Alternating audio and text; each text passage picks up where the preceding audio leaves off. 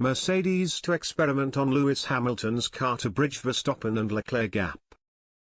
Mercedes have warned they will experiment on Lewis Hamilton and George Russell's car to bridge the gap to rivals Max Verstappen and Charles Leclerc.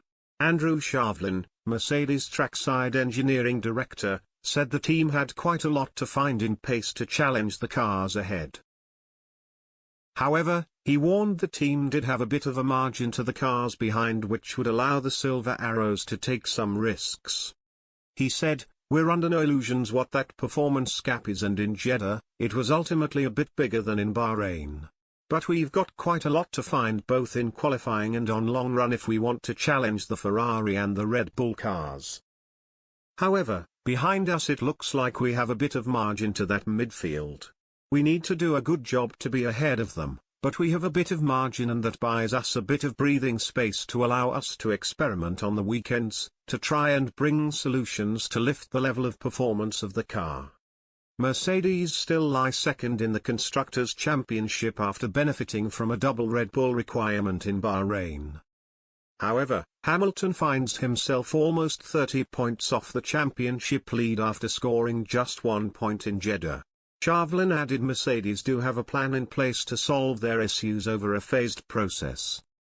He said the team was working hard back at both Mercedes factories in a desperate attempt to solve the issues. He added, "At the track we are going to be doing as much as we can to minimize damage, to score as many points as possible. So, really there is two elements to this, maximizing the performance in a given weekend, but then the bigger part of this is trying to get back to a level where we can compete for pole positions and for race wins."